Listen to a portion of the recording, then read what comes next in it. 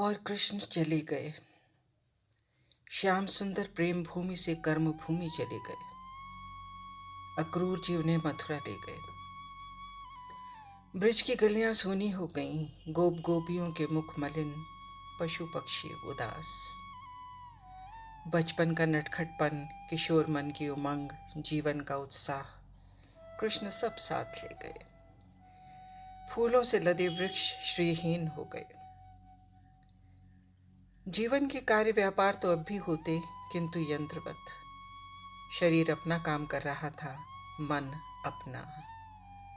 माताएं दही बिलोती, मक्खन निकालती और मन कान्हा की बाल लीलाओं में उलझा रहता। किशोरियां दर्पण देखती तो मुख माधव का दिखाई देता। बांसुरी की तान हृदय की हुक बन गई। महाराज की स्मृतियां स्वप्न हो गईं। कृष्ण के बाल सखा गौएं चराने तो निकलते, किंतु उदास मन से। 84 कोस के ब्रजमंडल में जिधर भी देखते, उन्हें कान्हा की ललित लीलाएं ही दिखाई देती। उन्हीं की बातें याद आती।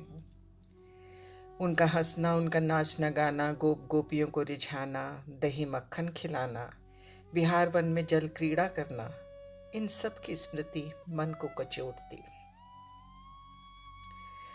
वो निर्मोही तो चला गया, पर अपनी यादें पीछे छोड़ गया। अब ये यादें ही ब्रजवासियों के जीवन का अवलंब थी, उसकी चर्चा ही अस्तित्व का आधार।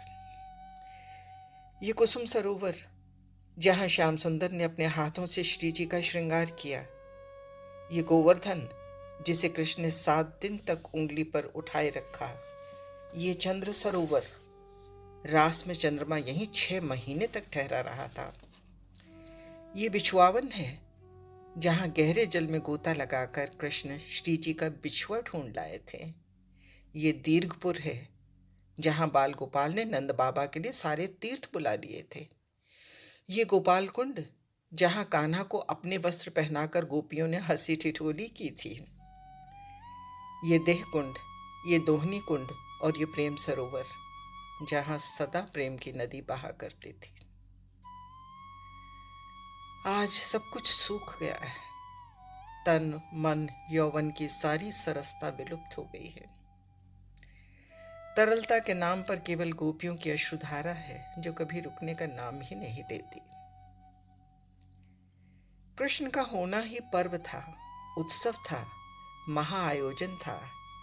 जीवन का हर सुख सम्मान उनके संबंध से अनायास ही सुलभ हो जाता था। उनका पीतांबर देख पीली पीली सरसों फूल जाती थी। प्रफुल्ल छवि देख कुमुदनियां खिल उठती थीं। लताएं पुष्पों से लद जाती थीं। महुए के वृक्ष फूलों की वर्षा करते और ग्रीष्म की उष्णता में मेघ उनके ऊपर छाया करते चलते थे। बादल तो वर्षा ऋतु में ही जल बरसाते हैं, किंतु घनश्याम तो 12 महीने हम सब पर रस वर्षा करते थे। उनके मृदुल स्पर्श से भय, शोक, थकन सब मिट जाते। उनके आलिंगन की सुखद अनुभूति अनिवर्चनीय थी। ऋतुएं तो अब भी आती हैं, फूल अब भी खिलते हैं, किंतु न उनमें वो मोहकता है, न मादकता। पर्व तो न जाने कब आते हैं और कब चले जाते हैं। 2.5 कोस की दूरी क्या मन को इतना दूर कर देती है?